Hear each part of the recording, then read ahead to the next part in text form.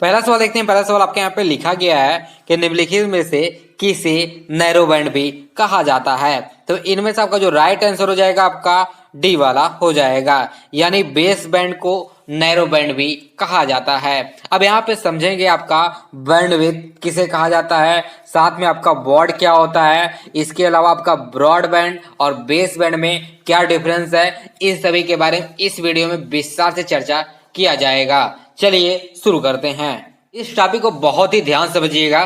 सबसे पहले यहाँ पे चर्चा करते हैं आपके बैंड विड्थ के बारे में। तो यहाँ पे लिखा गया है कि डाटा के संचारण के समय माध्यम में उपलब्ध उच्चतम और निम्नतम जो आपकी आवृत्ति होती है, यानी आपका हायर एंड लोअर फ्रीक्वेंसी होती है, उस फ्रीक्वेंसी की जो सीमा होती है वो सीमा आपकी बैंडविड्थ कहलाती है। अगला पॉइंट आपका ये लिखा गया है कि बैंडविड्थ जितना अधिक होगा डाटा का संचारण उतना ही तीव्र होगा। अगला पॉइंट आपका ये लिखा गया है कि एनालॉग सिग्नल के लिए बैंडविड्थ को हर्ट्ज में मापा जाता है। बैंडविड्थ में इतने सारे पॉइंट को ध्यान दीजिएगा। अब चर्चा करते हैं बॉड के बारे में। तो बॉड में आपका लिखा गया है कि डाटा संचारण की गति को मापने की एक इकाई है।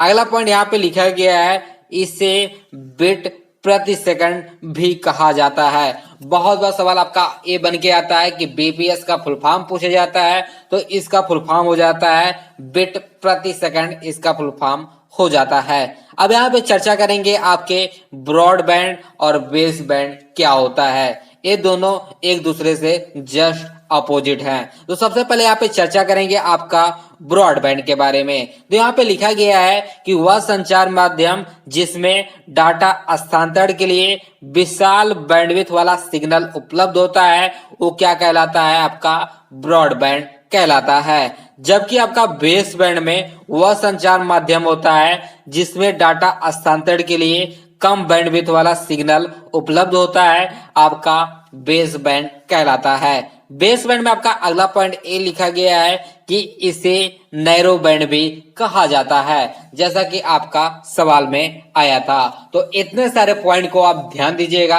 अगर आपको वीडियो अच्छा लगा तो वीडियो को लाइक जरूर कीजिएगा। अब चलते हैं अगले सवाल पे। दूसरा सवाल आपका लिखा गया है कि बैंक मित्र होते हैं। तो इनमें से आपका जो राइट आंसर हो जाएगा आपका डी वाला हो जाएगा, यानी जो बैंक के कर्मचारी होते हैं जो ग्राहक के लिए कार्य करते हैं यही बैंक मित्र कहलाते हैं। इस पॉइंट को आप ध्यान दीजिएगा, ये सवाल बहुत बार रिपीट हो चुका है। अब चलते हैं अगले सवाल पे। तीसरा सवाल आपका लिखा गया है कि पोर्टेबल प्रोग्राम का मतलब है। इनमें से आपका जो राइट आंसर हो जाएगा आपका सी वाला हो जाएगा, यानी एक ऐसा प्रोग्राम जो किसी प्लेटफॉर्म से मुक्त होता है वो आपका पोर्टेबल प्रोग्राम कहलाता है। इस पॉइंट को आप ध्यान दीजिएगा। अब चलते हैं अगले सवाल पे। चौथा सवाल आपका लिखा गया है कि टेलीफोन पे बातचीत निम्न में से किसका उदाहरण है। इनमें से आपका जो राइट आंसर हो जाएगा आपका ए वाला हो जाएगा, यानी टेलीफोन पे जो बातचीत होता है वो आपका सर्किट स्विचिंग का एक एग्जाम्पल होता है। अब यहाँ पे आपके समझेंगे कि सर्किट स्विचिंग होता क्या है। चौथा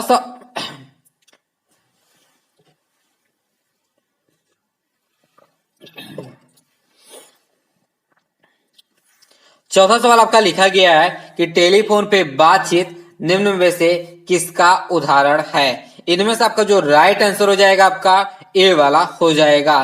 टेलीफोन पे बातचीत आपका सर्किट स्विचिंग का एक एग्जाम्पल है। अब आपके दिमाग में ये आएगा कि सर्किट स्विचिंग किसे कहा जाता है। तो सबसे पहले यहाँ पे इस वीडियो में चर्चा करेंगे आपका सर्किट स्विचिंग होता क्या है। उसके बाद यहाँ पे चर्चा करेंगे आपके मैसेज स्विचिंग और पैकेट स्विचिंग के बारे में। चलिए शुरू करते हैं।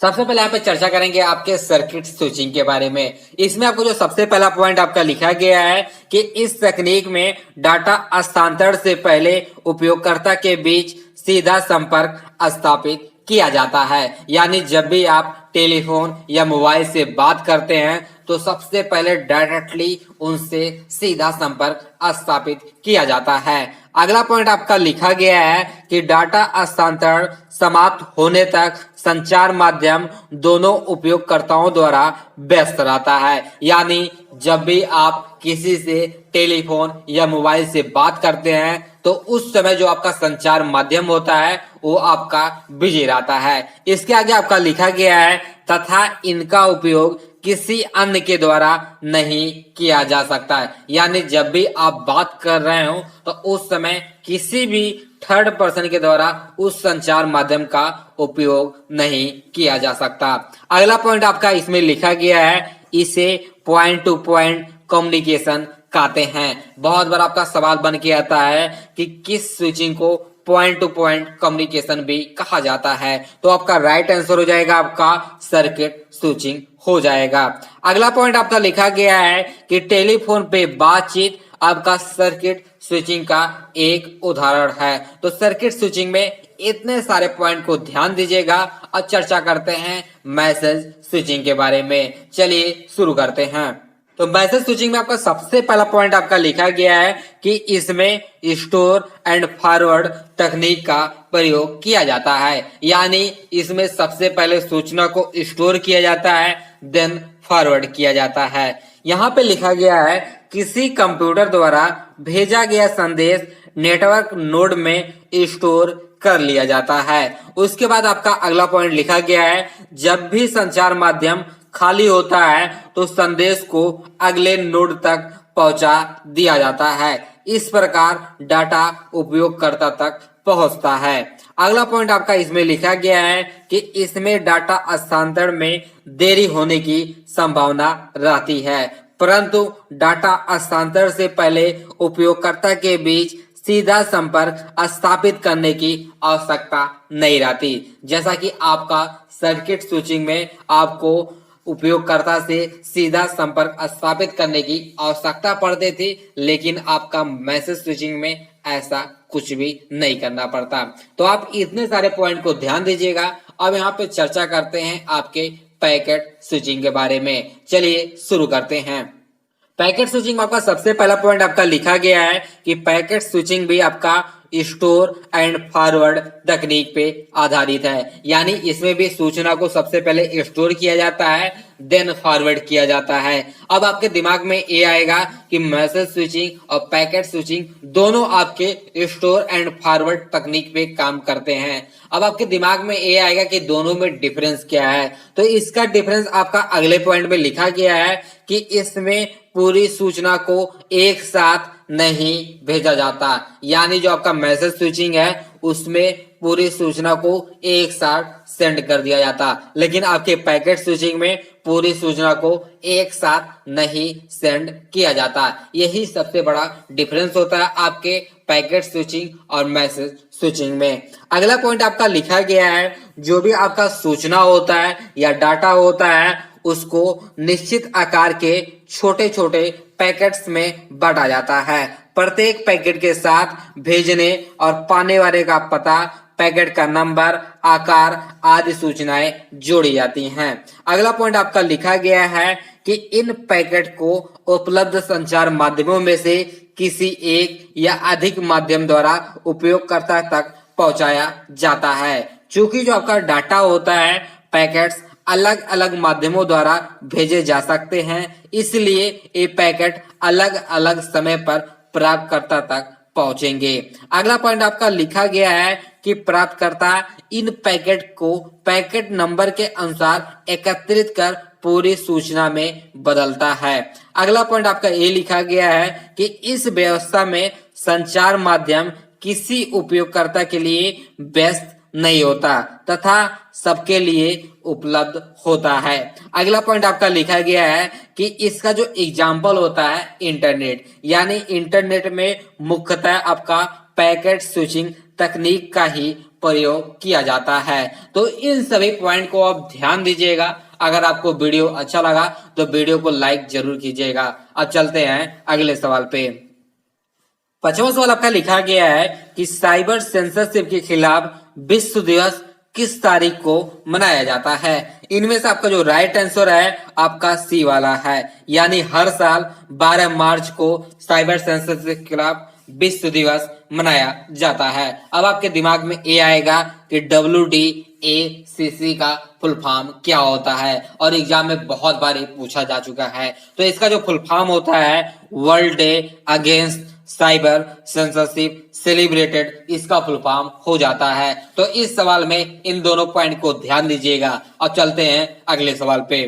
छठवां सवाल आपका लिखा गया है कि सी बैंड प्रेशर में कितने गीगाहर्ट्ज की आवश्यकता होती है। तो इनमें से आपका जो राइट आंसर हो जाएगा आपका डी वाला हो जाएगा। तो सी बैंड में प्रेशर में यानी सेंड करने के लिए आपको 6 गीगाहर्ट्ज की आवश्यकता पड़ती है। अब यहाँ पे सी बैंड जो है आपका, इससे रिलेटेड आपके और भी सवाल आपके लास्ट ईयर में पूछे गए हैं, उसको भी इस वीडियो में डिस्कस कर लेते हैं। चलिए शुरू करते हैं। सबसे पहले आप ये ध्यान दीजिएगा कि संचार उपग्रह 2 आवृत्तियों पर कार्य करता है। पहला आपका सी बैंड, दूसरा आपका के यू बैंड। सी बैंड में आपका 4 से 6 गीगाहर्ट्ज की आवश्यकता पड़ती है, जबकि आपके के यू बैंड में 11 से 14 गीगाहर्ट्ज की आवश्यकता पड़ती है। इसमें आपका जो सबसे पहला पॉइंट आपका लिखा गया है कि इसमें 6 या 14 गीगाहर्ट्ज आवृत्ति को उपग्रह की ओर भेजा जाता है, यानी सेंड करने के लिए आपको 6 या 14 गीगाहर्ट्ज की आवश्यकता पड़ती है। जैसा कि आपका सवाल में आया था, सवाल में ये पूछा गया था कि सी बैंड में सेंड करने के लिए कितने गीगाहर्ट्ज की आवश्यकता पड़ती है। तो आपका राइट आंसर हो गया था आपका 6 गीगाहर्ट्ज हो गया था। लेकिन आपका सवाल में ये पूछे कि के यू बैंड में सेंड करने के लिए कितने गीगाहर्ट्ज की आवश्यकता पड़ेगी, तो आपका राइट आंसर हो जाएगा आपका 14 गीगाहर्ट्ज की आवश्यकता पड़ेगी। अगला पॉइंट आपका लिखा गया है कि उपग्रह पर स्थित आपका एक ट्रांसपोंडर होता है। ट्रांसपोंडर उसे क्या करता है, एम्पलीफाई करता है। एम्पलीफाई करने के बाद उसको रिटर्न कर देता है, और किस गीगाहर्ट्ज में रिटर्न करता है, आपको 4 या 11 गीगाहर्ट्ज की आवृत्ति में वापस भेज देता है। अब यहाँ पे एक पॉइंट आपका सवाल, 2 सवाल बन के आता है कि आपको रिसीव करने के लिए कितने गीगाहर्ट्ज की आवश्यकता पड़ती है। अगर आपका सवाल ए बने कि सी बैंड में रिसीव करने के लिए कितने गीगाहर्ट्ज की आवश्यकता पड़ेगी, तो आपका राइट आंसर हो जाएगा आपका 4 गीगाहर्ट्ज हो जाएगा। लेकिन अगर सवाल आपका ए बने कि के यू बैंड में रिसीव करने के लिए कितने गीगाहर्ट्ज की आवश्यकता पड़ेगी, तो आपका राइट आंसर हो जाएगा आपका 11 गीगाहर्ट्ज हो जाएगा। तो इस टॉपिक में इन चारों पॉइंट को आप ध्यान दीजिएगा। अगला पॉइंट आपका लिखा गया है कि उपग्रह के संचार को आसान बनाने के लिए एंटीना का आकार छोटा किया गया है, जिसे VSAT कहा गया। अब यहाँ पे जो एंटीना का आकार होता है लगभग आपका 1 से 2 मीटर इसका व्यास होता है। अब यहाँ पे जिसे VSAT कहा गया, इसका फुल फॉर्म बहुत बार पूछा जाता है। तो इसका जो फुल फॉर्म हो जाता है वेरी स्मॉल अपर्चर टर्मिनल, इसका फुल फॉर्म हो जाएगा।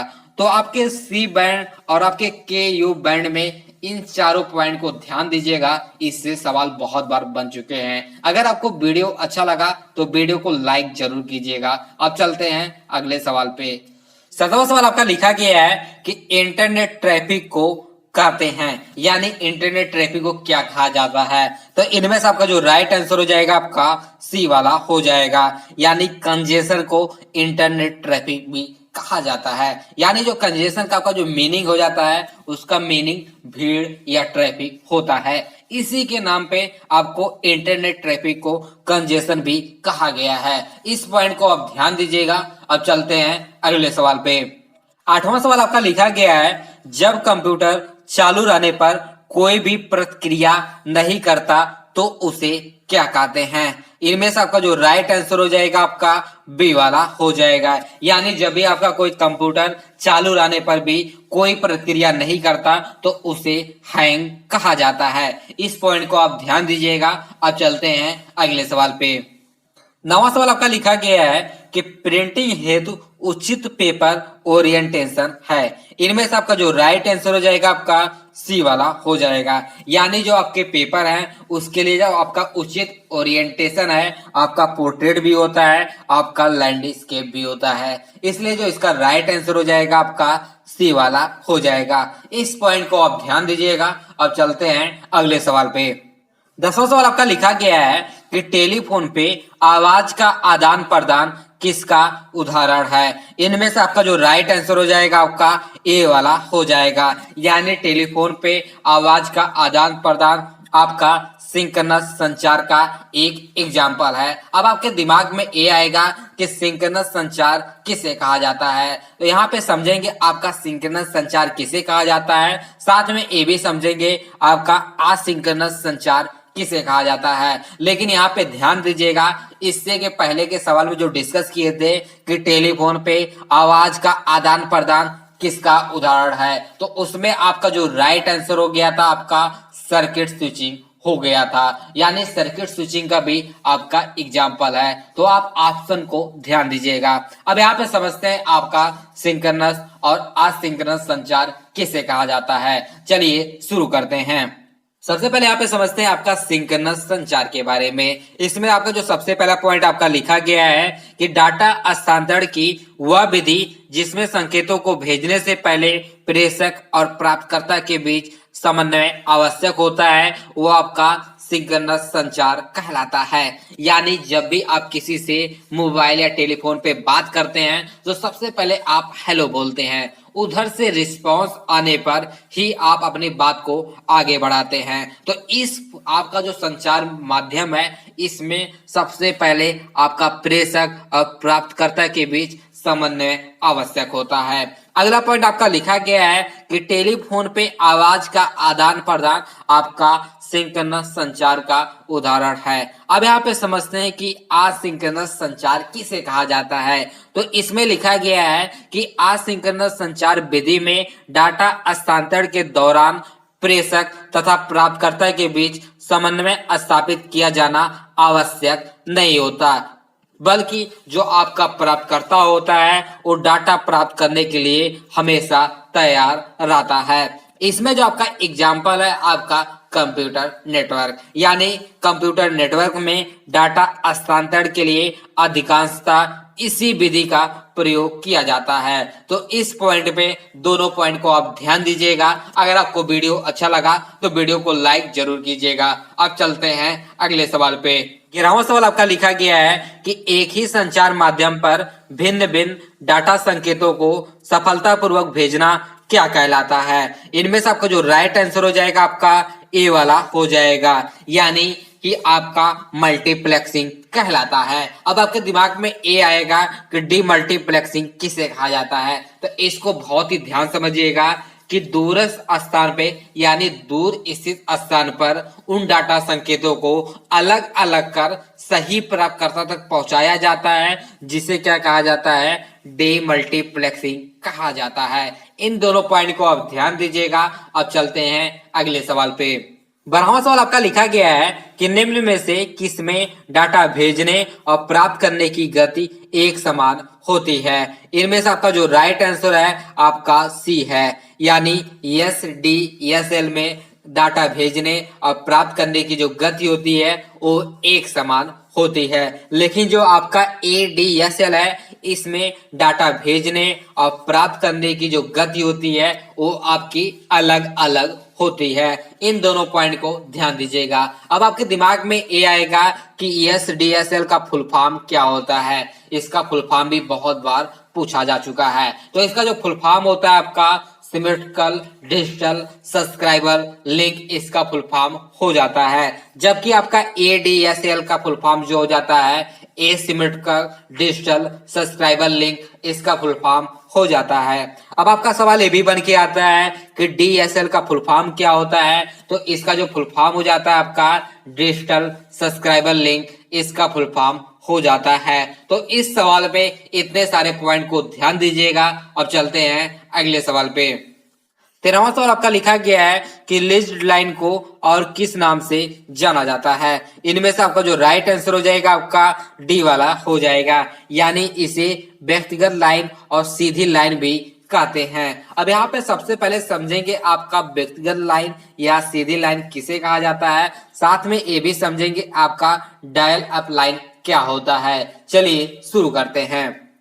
सबसे पहला पॉइंट आपका लिखा गया है कि इसे व्यक्तिगत या सीधी लाइन भी कहते हैं। अगला पॉइंट यहाँ पे लिखा गया है, इसमें दूर स्थित कंप्यूटरों को एक खास लाइन से सीधे जोड़ा जाता है। इसका प्रयोग आवाज और डाटा दोनों के लिए किया जा सकता है। अगला पॉइंट आपके लिखा गया है, इस सेवा का जो मूल्य होता है वो लाइन की क्षमता जिसे बॉर्ड या बीपीएस में मापते हैं और दूरी पर निर्भर करता है। यानी जो इस सेवा का जो आपका प्राइस होता है या जो मूल्य होता है वो आपका लाइन की क्षमता और दूरी पर निर्भर करता है। अगला पॉइंट आपका लिखा गया है कि लोकल एरिया नेटवर्क में कंप्यूटर आपस में लीज्ड या डेडिकेटेड लाइन से द्वारा ही जोड़े जाते हैं। अब यहाँ पे चर्चा करते हैं आपका डायल अप लाइन होता क्या है। चलिए शुरू करते हैं।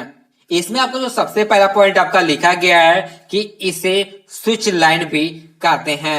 इसका उपयोग टेलीफोन की तरह नंबर डायल कर संचार स्थापित करने में किया जाता है। अगला पॉइंट आपका लिखा गया है कि इन व्यवस्था में जब भी इंटरनेट चालू रहता है तो फोन का प्रयोग बातचीत के लिए नहीं किया जा सकता।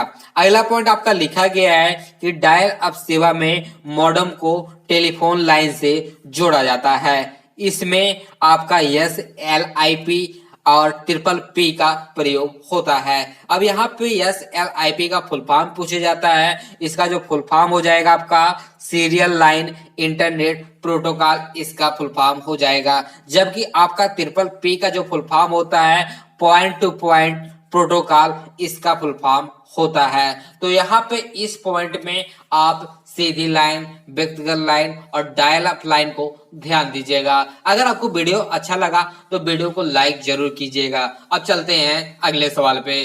14वां सवाल आपका लिखा गया है कि भारत में हाईएस्ट डिनोमिनेशन नोट कौन सा है। इनमें से आपका जो राइट आंसर हो जाएगा आपका डी वाला हो जाएगा। यानी जो आपका 10,000 का आपका जो नोट है वो आपका हाईएस्ट डिनोमिनेशन नोट है। अब यहाँ पे बहुत सारे लोग 2000 पे क्लिक करके आ जाते हैं और आपका क्वेश्चन रॉन्ग हो जाता है। तो सबसे पहले आपका जो 10,000 का नोट है वो 1938 में आया था। उसके बाद 1946 में फिर इसे बंद कर दिया गया। उसके बाद फिर 1954 में 10,000 नोट को फिर से जारी किया गया। उसके बाद फिर 1978 में फिर से बंद कर दिया गया। तब से लेकर आज तक आपका 10,000 का नोट आपका बंद है। इसलिए आपका जो राइट आंसर हो जाता है भारत में जो आपका हाईएस्ट डिनोमिनेशन नोट है वो आपका 10,000 है। इस पॉइंट को आप ध्यान दीजिएगा। अब चलते हैं अगले सवाल पे। 15वां सवाल आपका लिखा गया है कि निम्न में से वायरलेस लोकल एरिया नेटवर्क भी कहा जाता है। इनमें से आपका जो राइट आंसर है आपका ए वाला है। यानी वाईफाई को वायरलेस लोकल एरिया नेटवर्क भी कहा जाता है। अब यहाँ पे समझेंगे आपके वाईफाई के बारे में, साथ में आपका वाई मैक्स क्या होता है, इनके बारे में चर्चा किया जाएगा। चलिए शुरू करते हैं। सबसे पहले यहाँ पे समझेंगे आपका वायरलेस ब्रॉडबैंड किसे कहा जाता है। तो इसमें आपका लिखा गया है कि रेडियो तरंगों की सहायता से बिना तार के तीव्र गति से डाटा हस्तांतरण की विधि आपका वायरलेस ब्रॉडबैंड कहलाती है। आपके वायरलेस ब्रॉडबैंड में दो तकनीक का प्रयोग किया जाता है। पहला आपका वाईफाई, दूसरा आपका वाई मैक्स का प्रयोग किया जाता है। तो सबसे पहले यहाँ पे समझेंगे आपके वाईफाई के बारे में। तो यहाँ पे लिखा गया है कि वाईफाई तकनीक के द्वारा कंप्यूटर, लैपटॉप, टैबलेट या स्मार्टफोन आदि को वायरलेस एक्सेस पॉइंट या वाईफाई हॉटस्पॉट के जरिए नेटवर्क से जोड़ा जाता है। अब यहाँ पे WAP का फुल फॉर्म पूछा जाता है। तो इसका फुल फॉर्म आप ध्यान दीजिएगा, वायरलेस एक्सेस पॉइंट इसका फुल फॉर्म होता है। इसमें आपका अगला पॉइंट लिखा गया है कि इसमें 2.4 गीगाहर्ट्ज या 5 गीगाहर्ट्ज आवृत्ति की तरंगों का प्रयोग किया जाता है। अगला पॉइंट आपका लिखा गया है कि इसमें वाईफाई हॉटस्पॉट से 100 मीटर की दूरी तक इंटरनेट से जोड़ा जा सकता है। अगला पॉइंट आपका लिखा गया है इसे वायरलेस लोकल एरिया नेटवर्क भी कहा जाता है। तो आप इस पॉइंट को ध्यान दीजिएगा। अब चर्चा करते हैं आपके वाई मैक्स के बारे में। चलिए शुरू करते हैं। सबसे पहले आपका वाई मैक्स में सबसे पहले वाई मैक्स का फुल फॉर्म पूछा जाता है। इसका जो फुल फॉर्म हो जाएगा आपका world wide inter operability for microwave access, इसका फुल फॉर्म हो जाता है। इसमें आपका लिखा गया है कि 50 किलोमीटर की दूरी तक तीव्र गति के वायरलेस इंटरनेट सेवा प्रदान करता है।